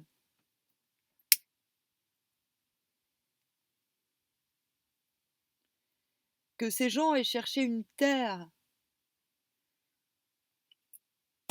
pour y vivre à leur rythme me semble plus probable. Voilà. Voilà. C'est peut-être les nouveaux Qatars. Hein. C'est un petit peu genre, bon, ben, c'est ce que pourraient être les nouveaux Qatars finalement. Fuyons le monde industriel et allons vivre de manière artisanale. Il y a un petit peu ce côté-là. Hein. On va vivre de manière artisanale, donc on va inventer une cosmogonie complètement artificielle, mais qui finalement euh, nous mette d'accord sur les principes auxquels nous devons obéir pour ne pas oublier ce que nous fuyons et ce que nous ne devons à tout prix pas reproduire. Donc, vous avez vu, je suis pas méchante, hein, parce que voilà, j'essaye, mais vraiment sincèrement, de trouver le- l'intention première qui ne peut être mauvaise à 100%. Mais voilà, ça n'empêche que les déviances existent. Voilà. Toute intention. Le, le cimetière est pavé les cimetières sont pavés de bonnes intentions, comme on dit. C'est-à-dire que ce n'est pas parce que nous faisons une religion, parce qu'on a plein de bonnes intentions, que ça ne va pas mener à l'inverse. Hein. Et je dis pas que c'est le cas, mais ce que je suis en train de dire, c'est mesure. Voilà. C'est pas parce qu'il y a des choses qui ne me plaisent pas que le sujet ne me passionne pas. La preuve, j'ai un petit peu l'impression que les gens qui ont créé Yahvé, finalement, étaient dans une... avaient une très grande peur, c'est que le monde devienne fou. Et ils se sont créés un garde-fou. Ils ont voulu créer un garde-fou pour le monde, comme représentatif de ces barrières contre la mer, ou comme le barrage de Tchernobyl, le panneau anti-Tchernobyl. Moi, quand j'ai entendu parler de ça, j'ai rigolé. Hein. Ici s'arrête le nuage de Tchernobyl. Ok, bah, soit c'est de la magie, mais mésopotamienne pour le coup, soit je n'y connais pas. Hein. Alors, ou soit c'est du foutage de gueule, ce qui est possible aussi. Alors, je ne sais plus où j'en étais.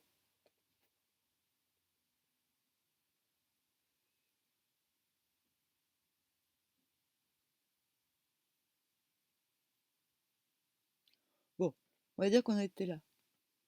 Mais déjà, le psaume machin, avec ses grondements de Dieu et sa voix de tonnerre, qui font reculer les eaux universelles, suppose une sorte de lutte entre Dieu et l'abîme.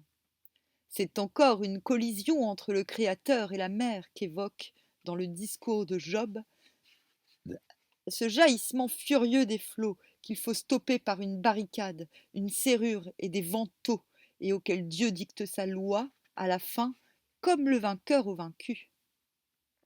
Tu viendras jusqu'ici, tu n'iras pas plus loin. Ici se brisera l'orgueil de tes vagues. C'est beau, orgueil de tes vagues. Voici maintenant parsemé en divers livres post-exiliques de la Bible, le second Isaïe, Job et les psaumes, et parmi des contextes formellement cosmogoniques, un certain nombre de traits plus explicites encore. Debout, debout, habille-toi de force, bras de Yahvé, debout comme autrefois, aux âges archaïques. N'est-ce pas toi qui fendis Rahab, qui perça le dragon? N'est-ce pas toi qui assécha la mer, les eaux du grand abîme? Alors ça, je pense que c'est extrêmement intéressant. Et ça, faut garder pour plus tard, hein, parce que je suis sûre que ça relate d'autres cultures, d'autres cosmogonies. Il a tracé un cercle à la face des eaux, juste aux confins de la lumière et des ténèbres. Les colonnes du ciel vacillaient, épouvantées par sa menace. De toute sa vigueur, il a fendu la mer. Par son intelligence, il a vaincu Rahab. Son souffle a fait briller les cieux. Sa main a transpercé le serpent tortueux. C'est toi qui... Là, pareil, hein, là, c'est de la pure poésie. Il y a peut-être des allégories alchimiques du plus pur acabit. C'est toi qui as brisé la mer par ta puissance, broyé les têtes du dragon sur les eaux. Toi qui as fracassé les têtes de Léviathan pour le donner en pâture aux squales de la mer. C'est toi qui as creusé les sources, les torrents, asséché des fleuves intarissables. C'est à toi qu'est le jour, à toi aussi la nuit. Toi qui as mis en place la lumière et le soleil, toi qui as implanté toutes les bornes de la terre, toi qui as modelé et l'été et l'hiver. C'est beau, hein? C'est toi qui as vaincu l'orgueil de la mer, toi qui as apaisé ces vagues bondissantes. J'allais dire blondissantes. Toi qui as piétiné Rahab comme un cadavre et dispersé tes ennemis d'un bras irrésistible. C'est à toi qu'est le ciel, à toi aussi la terre. Le globe et tout son plein, c'est toi qui l'as fondé. Ces textes placent évidemment aux origines de l'univers une lutte formidable entre le Créateur et la gigantesque puissance de la masse des eaux, du grand abîme. Ce dernier paraît incorporé dans un énorme monstre, porteur de divers noms mystérieux. Rahab, Léviathan, le dragon, le serpent tortueux. Tout ça, on les trouve dans d'autres traditions. On dirait même qu'il y a eu deux monstres à la fois, la mer et Rahab, le dragon et Léviathan, Rahab et le dragon, lesquels sont donnés pour équivalents manifestes, le premier de la mer et le second du grand abîme. Ce sont les deux mêmes êtres terrifiques que l'on retrouve dans la seconde partie du discours de Yahvé en Job sous les noms de Léviathan, connu par ailleurs, et de Béhémoth, qui signifie la bête. La fantaisie du poète lui fait emprunter, pour les décrire, les traits des deux animaux qui lui paraissent les plus monstrueux dans tout le règne zoologique. Connu de lui. Bah oui, mais je peux plus lire ma série. L'hippopotame pour Béhémoth et le crocodile pour Léviathan. Mais si l'on tient compte des textes cités plus haut, son choix a forcément été commandé par le souvenir des deux géants primordiaux que Yahvé avait eu. Elle est adorable. Tous les matins et tous les soirs, elle me fait des bisous sur la bouche. Elle est très polie. Ah oui, qu'elle est très polie. Et d'ailleurs, bisous, elle comprend le mot bisou. Tu me fais un bisou, ma chérie? Un bisou? Un bisou?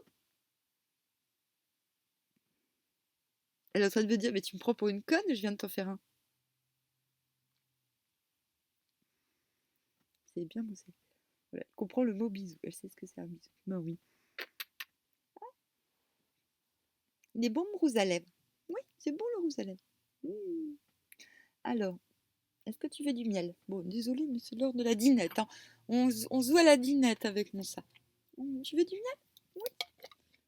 T'as mangé ta noix de coco? Oui, t'as mangé ton noix de coco. Parce que j'essaye de donner des trucs bons à mes animaux, hein. Parce que les croquettes, c'est bien pour les dents, mais bon, ça suffit pas, hein.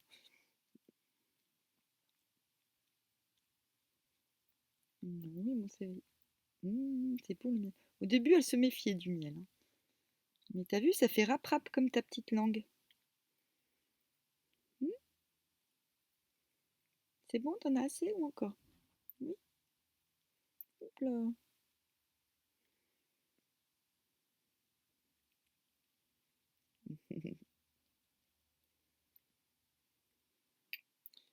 T'as vu, c'est la même couleur que tes yeux. C'est jaune comme tes petits yeux. Encore le miel? Non, c'est bon. Mmh, mmh.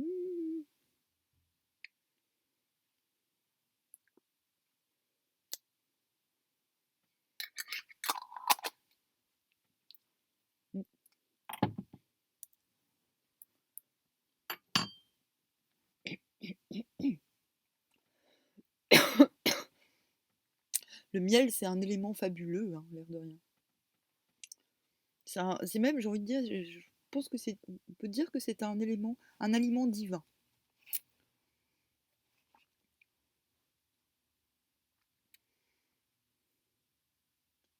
Malheureusement pour les véganes, ils peuvent pas en manger vu que ça vient des animaux. Oh, bah oui. Mais c'est magique le miel.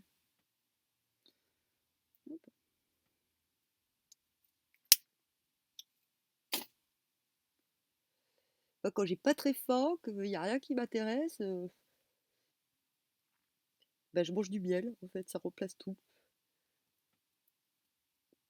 Alors, où est-ce qu'on en était, ma série? Euh, Ce texte, ah, j'en étais où? Tu as modelé, c'est toi qui as vaincu l'orgueil de la mer, toi qui as apaisé ces vagues bondissantes, toi qui as piétiné Rahab comme un cadavre et dispersé tes ennemis d'un bras irrésistible. C'est à toi qu'est le ciel, à toi aussi la terre, le globe et tout son plein, c'est toi qui l'as fondé. Ces textes placent évidemment aux origines de l'univers une lutte formidable entre le Créateur et la gigantesque puissance de la masse des eaux du grand abîme. Ce dernier paraît incorporé dans un énorme monstre, porteur de divers noms mystérieux. Rahab, Léviathan, le dragon. Ah, mais j'ai déjà lu tout ça. Ah, bon bah ça y est. Ça y est, faut que je dorme là. Mais j'ai pas fini. Ça m'est- ça m'apprendra de changer de m'arrêter alors que j'ai pas fini un truc. Alors, est-ce que j'en étais où? Des géants primordiaux que Yahvé avait eu à vaincre, comme si sa maîtrise sur eux, plus encore que sur le monde et ses habitants, était la preuve la plus forte de sa sublimité et de sa transcendance. Il grandit encore ces dernières en faisant des deux monstres, non plus les adversaires, mais les créatures de Yahvé. Oh, oh, oh. Et c'est ce que nous retrouvons clairement dans le quatrième livre d'Esdras. Ouais, c'est quand même odieux, parce que odieux. C'est odieux pour les dieux, parce que dans toutes les cosmogonies, les dieux combattent ces monstres, entre guillemets. Hein. Moi, quand je dis monstres, j'ai un infini respect pour les monstres.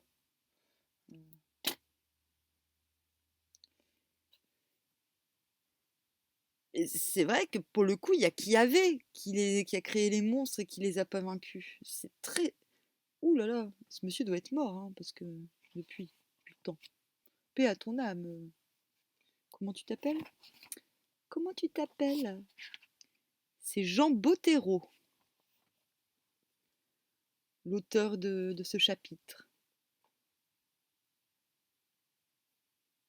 Et c'est ce que nous retrouvons clairement dans le quatrième livre d'Esdras, ouvrage juif de la fin du premier millénaire avant JC, qui fait partie des écrits apocryphes très proches de la Bible par le ton et l'idéologie, mais qui n'ont pas été reçus dans le canon des livres sacrés.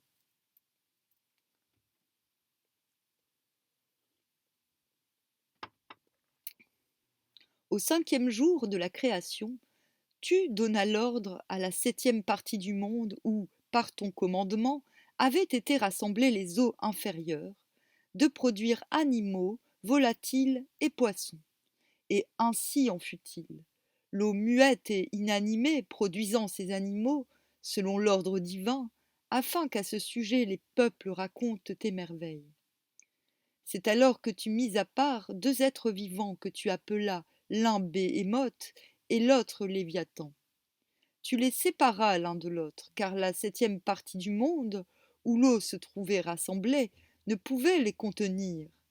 Ah, Béhémoth, non, à Béhémoth, tu donnas pour habitation une de ces six parties du monde qui avaient été asséchées,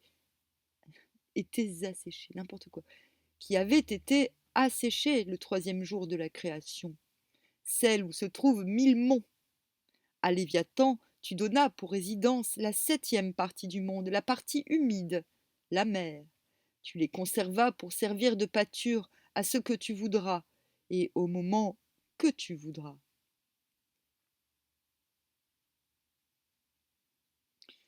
Donc tout ça est tenable si Jéhovah, si Dieu, si Yahvé n'est pas un être, n'est pas, est un élément en fait, voilà. N'est qu'un élément et pas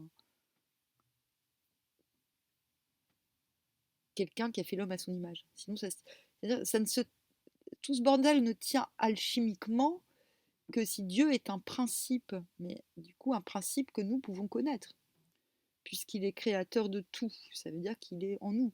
Voilà, je vais loin, hein, mais c'est pour dire que la probabilité pour que Yahvé soit un Dieu qui ait fait l'homme à son image, donc qu'il ait l'image des dieux, qu'il nous ressemble, est peu probable dans ces circonstances. Excusez-moi, hein, mais... Ce morceau, tiré d'une sorte de reprise amplifiée du récit de la création en Genèse, nous aide, en Genèse 1, nous aide à mieux comprendre un passage de ce dernier. En créant les animaux marins, Dieu commence par les dragons.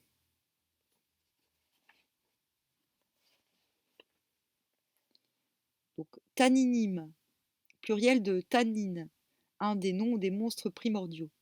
Le code sacerdotal, comme Job, et voir aussi le psaume 54, avait donc transformé en simples créatures les monstres que d'autres textes nous décrivent comme des adversaires et les vaincus de Dieu à l'origine du monde. Origine de cette mythologie. Bon, il reste encore 2 pages. Hein. Si le caractère franchement mythologique de ces traits sous-jacents à la cosmogonie du code sacerdotal et de ces autres parallèles bibliques est indéniable, on ne peut guère hésiter non plus sur le lieu d'origine d'une telle mythologie, la Mésopotamie. Seul l'ordre du peuplement de l'univers, suivi dans la Genèse 1, n'a pas pour le moment de répondant assuré dans la littérature de ce pays, et peut donc, sauf plus amples informés, être mis au compte des penseurs israélites. Putain, je pensais encore à un truc là. Un truc qui a du mal à me quitter. Genre, quand je dis, ouais, mais non, mais c'est pas des esclaves qui ont quitté l'Égypte, j'ai même envie de dire, non seulement ce ne sont pas des esclaves, mais ça se trouve, c'est une caste de scribes. Voilà, c'est un truc dans le genre, quoi, parce que les gars, quand même, ils étaient poètes, machin. C'est pas des esclaves qui ont fabriqué ça. Je dis pas que les esclaves sont tous teubés, mais c'est...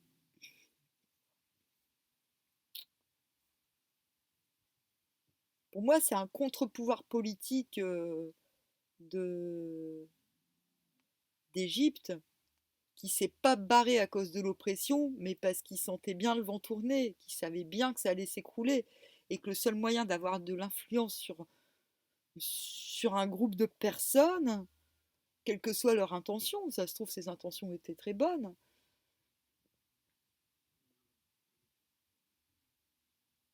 ben, c'était peut-être de faire peur, hein, comme... voilà, il y a des gens qui flippent de la fin du monde. Bon, moi, plus ça va, plus je me dis, oui, bah peut-être que c'est la fin du monde, mais moi, très personnellement, c'est pas la première fois que ça arrive, et au lieu de flipper, on ferait mieux de se documenter sur toutes les fins du monde qu'il y a eu et comment ils ont fait pour s'en sortir les gars, quoi. Enfin voilà, je suis pas du genre perturbable sur ces points de détail. Mais du coup, toute cette crainte qu'on balance à la gueule du lecteur, toutes ces menaces, finalement, c'est un dieu très menaçant, euh, me fait penser à ce qu'on est un petit peu en train de vivre. Et moi, quand je dis que les New Age, là, ils sont à 2 doigts de fabriquer une religion similaire, et que c'est ce qu'ils sont sans doute en train de faire, bah, d'une part, on peut dire, bah, dans leur élan, ils ont raison, mais là où ils n'ont pas raison, c'est de vouloir influencer des gens Euh, euh, ah oui, ils ont raison sur le fait que le monde s'écroule, mais, mais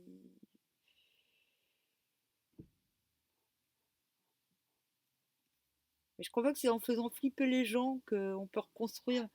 On peut pas reconstruire. On peut pas reconstruire quelque chose sans reproduire les erreurs avec comme élément, comme aliment, comme matériel, la peur. C'est pas possible. Non, non, non, moi je suis pas d'accord, hein.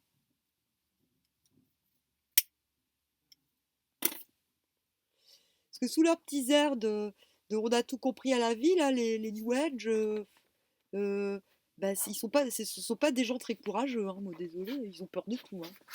Bah, à commencer par les gens qui s'habillent pas comme eux. Et tac, cassé. Non mais clairement, hein.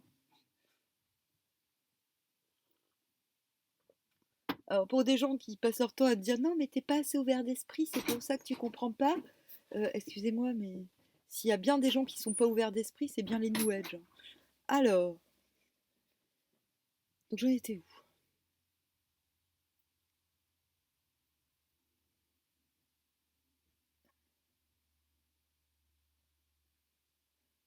Seul l'ordre du peuplement de l'univers suivi dans la Genèse 1 n'a pas pour le moment de répondant assuré dans la littérature de ce pays et peut donc, sauf plus ample informé, être mis au compte des penseurs israélites.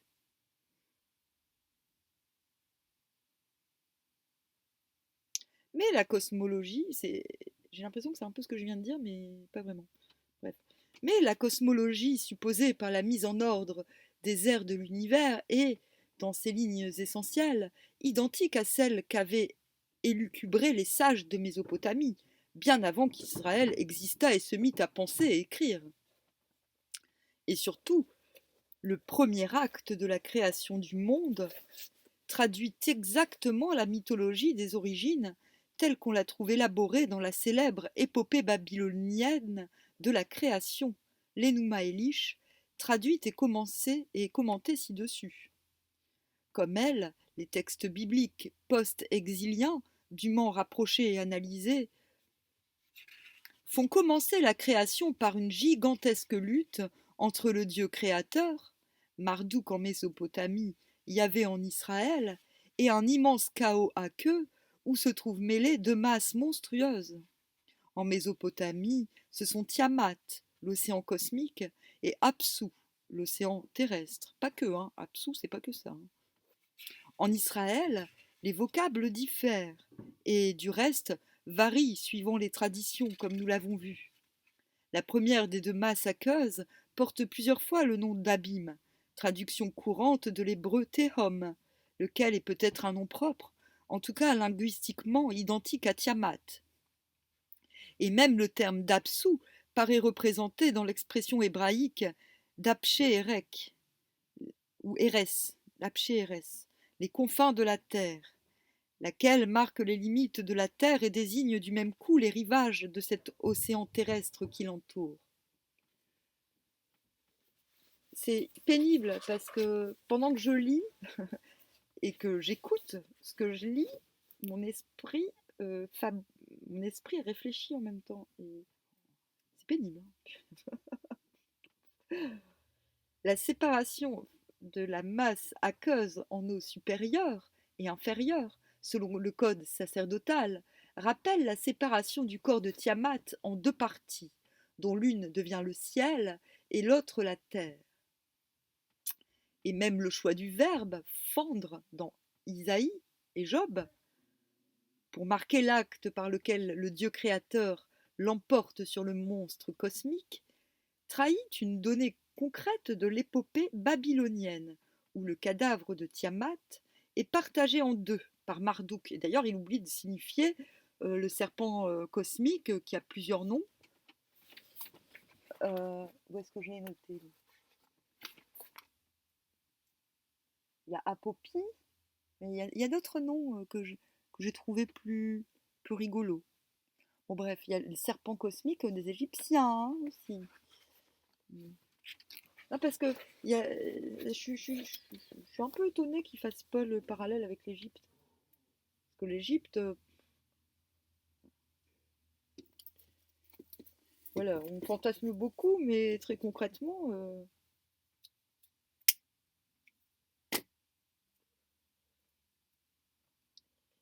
l'Égypte passionne, mais des fois, la, la passion empêche de.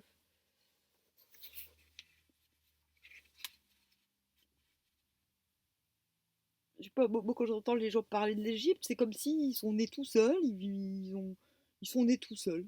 Ils sont nés tout seuls, ils n'ont aucune influence, et ils sont partis tout seuls. Bref. Je trouve que ça manque de nuances. Les Égyptiens, ils sont décevants un peu. Les Égyptiens, les égyptologues me déçoivent. Alors, inutile de pousser plus loin et dans tous les détails cette comparaison. Ce que nous en avons souligné est démonstratif. L'épopée babylonienne, dont la mythologie cosmogonique, au moins dans ses traits essentiels, a servi de patron à celle du code sacerdotal, d'Isaïe, de Job et des psaumes cités, paraît avoir été composée dans la première moitié du second millénaire avant notre ère. En tout cas, les manuscrits les plus anciens que nous en possédons, même s'ils sont fragmentaires, datent du IXe siècle, tandis que les ouvrages bibliques ci-dessus énumérés sont tous postérieurs au VIIe siècle, au grand exil d'Israël en Mésopotamie. Il n'est donc pas difficile de fixer la direction de l'emprunt. Celui-ci a-t-il été immédiat, ou bien les mythes mésopotamiens ne se sont-ils propagés de Babylone en Israël qu'à travers nombre de stations intermédiaires, se décantant ou se modifiant plus ou moins à chaque étape? Il n'est pas aisé de répondre à cette question. La possibilité d'une connaissance directe des mythes mésopotamiens en Palestine ne saurait être mise en doute si l'on songe, par exemple, qu'en plein milieu du second millénaire déjà, d'autres textes babyloniens, comme l'épopée de Gilgamesh ou des traités de divination et d'astrologie, étaient lus dans le texte cunéiforme et certains traduits et adaptés dans la langue du pays, en Syrie du Nord, en Asie mineure, en Égypte. Ah ah. D'autre part, la possibilité d'une transmission indirecte ne peut pas être rejetée non plus, a priori. Merci. On pense notamment à la Syrie et à la Phénicie, dont les mythes cosmogoniques, au peu que nous en savons, livrent encore des traits manifestement empruntés à la Mésopotamie, et que l'on retrouve en la Bible, comme la lutte de Baal contre la mer, et vraisemblablement aussi la résidence du Dieu créateur à la jonction des deux branches du fleuve cosmique. Ça m'intéresse, cette notion de fleuve cosmique.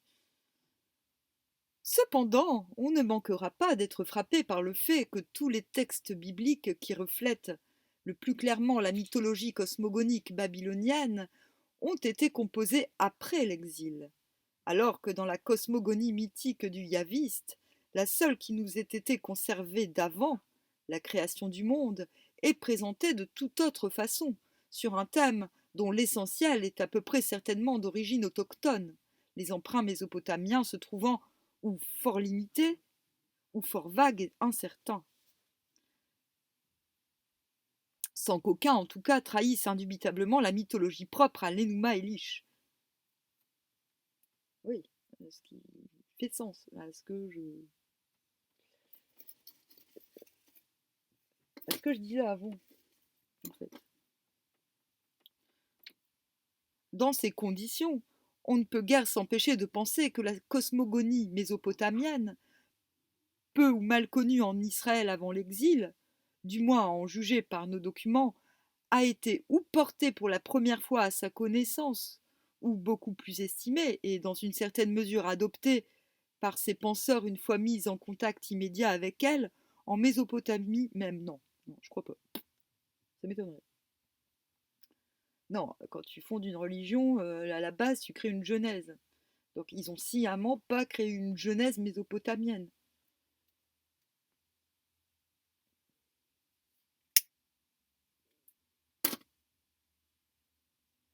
comme l'ont fait les Égyptiens. Ils ont créé des genèses similaires pour Amon-Ré, quand ils ont voulu, quand ils ont prétendu que voilà que c'était pas l'Ogdoad, qu'il n'y avait pas eu d'Ogdoad, que l'Ogdoad c'était que Amon n'était pas né de l'Ogdoad ou inclus en l'Ogdoad, mais que c'était Amon-Ré lui-même qui avait créé l'Ogdoad. Bon. Et allez lire les, les chapitres précédents. Hein.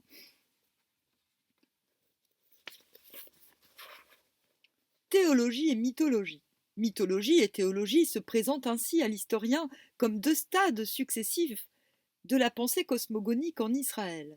Il y a donc entre elles, tout à la fois, une certaine continuité et une certaine discontinuité qu'il nous reste à définir. La continuité est manifeste, puisqu'en plein système théologique israélite, aussi bien dans le récit yaviste que dans celui du code sacerdotal et dans tous les autres passages relatifs à l'origine du monde et de l'homme, nous avons retrouvé des mythes dont nous savons aujourd'hui qu'ils ont été élaborés en des systèmes théologiques tout à fait différents. Les penseurs israélites ont donc gardé et intégré à leur propre cosmogonie tout un attirail d'imagination étrangère à la religion yaviste. Allô?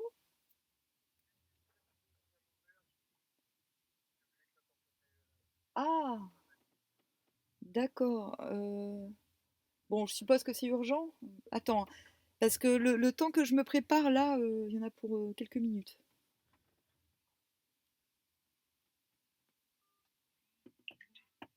Hop, je vais ouvrir la porte.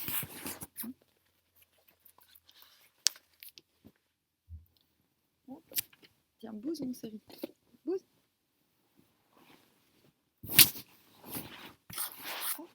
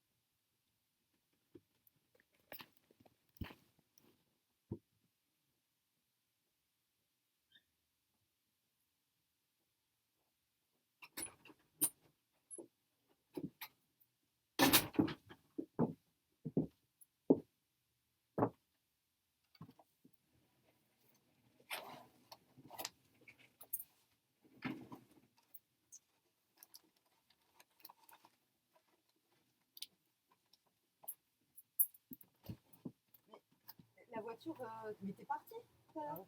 Mais t'es parti. Non, j'ai changé la voiture. Bah, la voiture, elle a bougé de place. Oui, elle a bougé de place. Je l'ai mis là pour pouvoir changer plus vite. Ah, ok.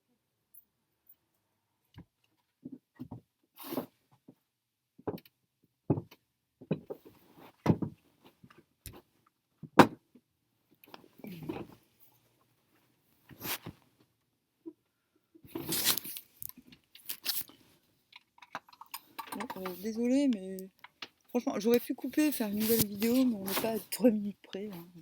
De toute façon, c'est une longue vidéo, c'est une longue vidéo. Hop, c'était la post caca. Alors, j'en étais où? Oh,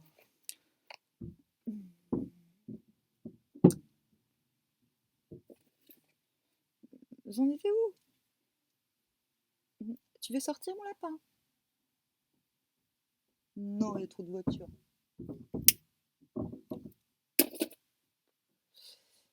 Alors, j'en étais où? Ouais. Bon, c'est presque fini. Un certain nombre de ces vestiges semblent avoir servi surtout à alimenter la verve poétique des écrivains de la Bible, le second Isaïe et les auteurs de Job et des psaumes notamment. Mais les poètes font souvent appel au folklore, c'est-à-dire aux superstitions et aux croyances communes. Pas que, hein, ils peuvent être tout simplement inspirés. Il est parfaitement possible que ce qui, au regard de ces grands esprits, n'était que métaphore, ait eu, aux yeux du populaire, une valeur plus absolue. L'histoire ultérieure de la Bible est là pour nous édifier. Si l'on se remet en mémoire les remous et les luttes suscitées parmi les fidèles dont elle reste le livre saint, en particulier au moment de l'inauguration et des premiers progrès de nos sciences génétiques, à commencer par la géologie et l'anthropologie, on jugera de l'importance des mythes et des imaginations cosmologiques pour les anciens fidèles de Yahvé, à la valeur qu'ils ont gardée plus de 2 millénaires après et jusqu'à nos jours même, au regard non seulement des bonnes gens, mais parfois de têtes savantes et de fort grands esprits. Aussi peut-on se demander, même pour les auteurs bibliques, s'ils n'étaient pas attachés tout autant aux images cosmogoniques qui leur venaient au calame qu'aux idées religieuses qu'elles véhiculaient.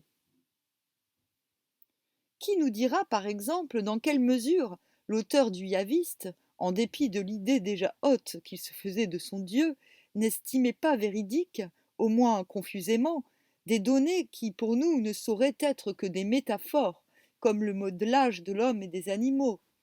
Ouais, c'est ce que je disais tout à l'heure. Pour moi, quand certaines personnes disent que dans la Bible, et certains morceaux me l'ont confirmé d'ores et déjà, hein, sont des allusions alchimiques et donc renferment des vérités scientifiques dans le sens science naturelle, ça je l'admets totalement.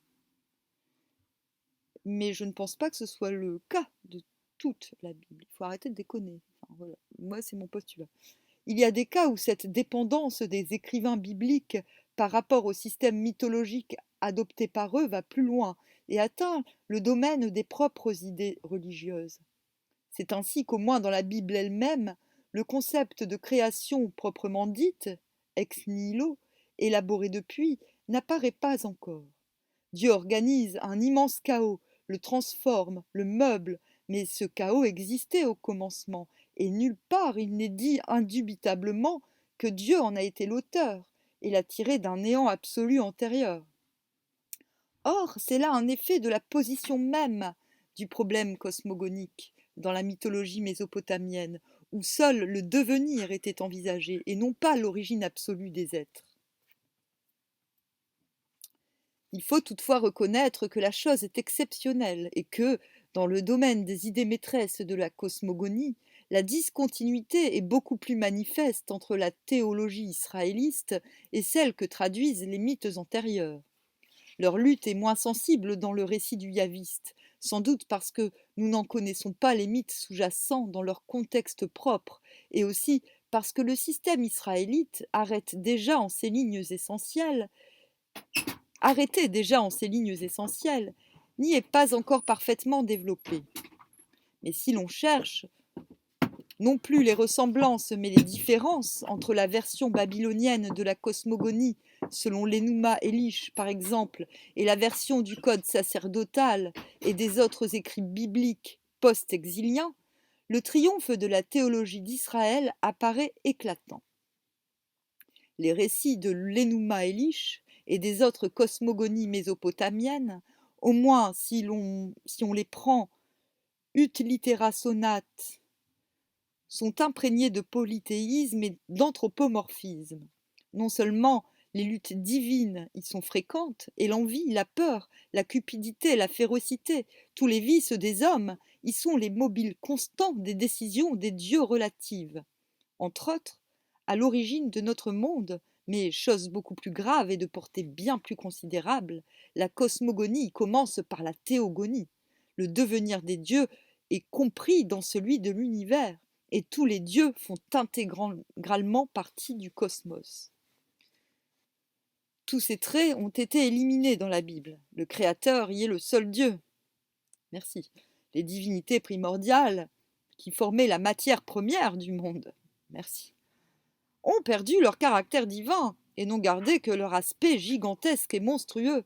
Le démiurge n'a plus de défaut, il est infiniment parfait et juste, et ce n'est ni par envie ni par nécessité qu'il a éprouvé le besoin de créer l'univers.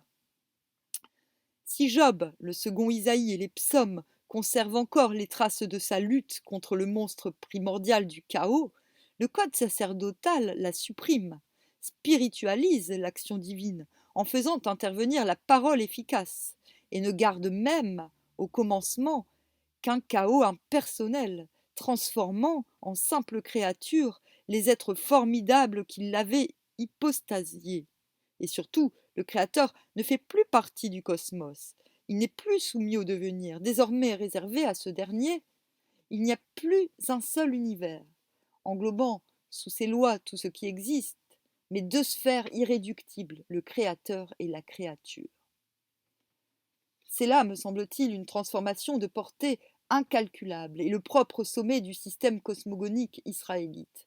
Elle n'est sans doute pas achevée dans la Bible, qui n'en pose au bout du compte que le point de départ, la vision intuitive essentielle. Mais quoi que l'on pense de sa portée objective, il faut reconnaître qu'elle représente, dans le domaine métaphysique, une des plus hautes conquêtes de l'esprit humain, et dans le domaine religieux, un approfondissement admirable. Je tiens quand même à rappeler que la parole, le verbe divin, n'est pas israélite et qu'elle est la base de la magie mésopotamienne et qui, à mon avis, était sumérienne et peut-être même d'avant. Voilà. Et que en Mésopotamie, ces deux tendances cohabitaient sans trop de problèmes, visiblement, mais parce qu'elles étaient appliquées à des ordres différents. Ok? Mais on en parlera plus tard. En plus, j'ai déjà écrit à ce sujet. Voilà. Donc, prochain chapitre, l'islam. Donc, la Genèse selon l'islam, qui est un moins long chapitre que celui d'Israël.